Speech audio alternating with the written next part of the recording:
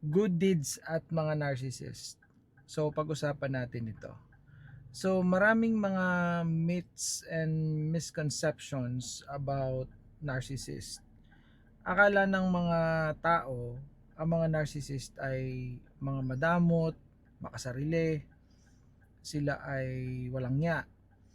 Pero alam nyo ba na maraming narcissist na mapagbigay?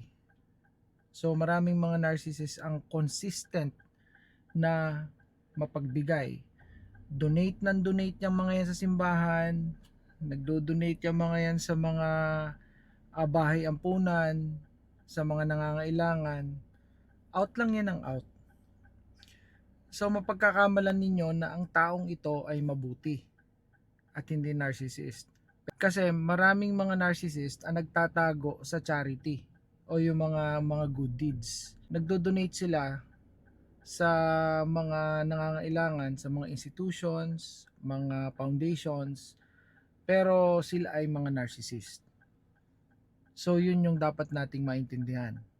Ang tawag sa mga tao na narcissist na mapagbigay, donate ng donate, so sila yung mga communal narcissist. Itong mga communal narcissist na ito ay talagang hindi mo mahahalata kasi pinakikinabangan sila ng mga nangangailangan eh. Kung ako nga ang tatanungin pagdating dito sa mga panahon ng pangangailangan, kailangan ay yung lugar na yon, lalo na yung mga matitindi ang na-experience ngayong baha, hopefully salakayin sila ng mga communal narcissist.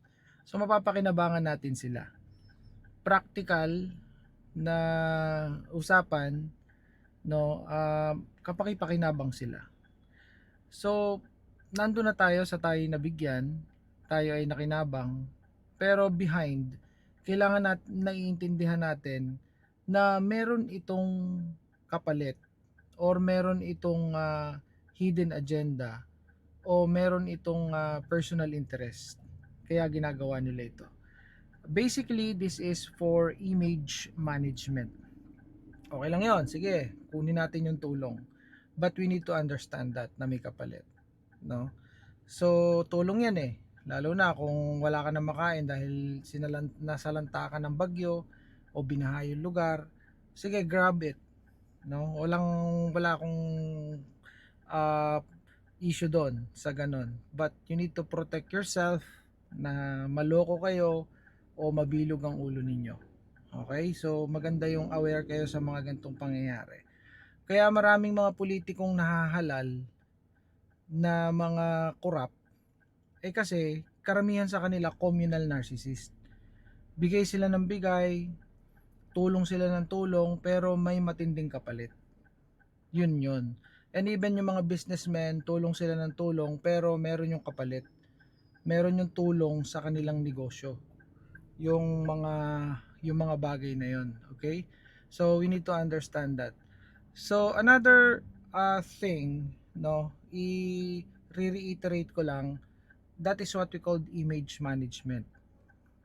So in a relationship, nangyayari ito lalo na kapag ka nanliligaw ang isang lalaki. Bigay dito, bigay doon, libre dito, libre doon. Yung buong pamilya mo ililibre, reregaluhan, kahit mangutang siya basta makapagbigay, makatulong, good deeds, good deeds, good deeds, good deeds dito, good deeds doon, good deeds dito, good deeds doon. Kaya sasagutin mo. Kaya botong-boto yung kapamilya mo sa kanya. But unfortunately, pag naging kayo, aabusuhin ka niya and walang maniniwala sa'yo na inabuso ka. Yun yung dahilan kung bakit walang naniniwala sa'yo. Lalo na kung yung tao na yon pinakikinabangan din ng mas maraming tao. So ito yung matinding manipulation tactic or strategy ng mga narcissist. Awareness is very important in this situation. Okay, so sa relationship naman, mag-i-invest sa'yo, mangungutang, maglo-loan para mamigay sa pamilya mo, pautangin ng pamilya mo, pero may kapalit din yon. Kung hindi man pera ang kunin sa'yo, kapag kasal na kayo, yung mental health mo naman ang kapalit nito. Okay, so yun yung communal narcissist.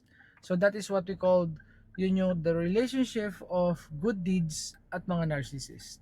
Alright, see you in my next content. Bye for now.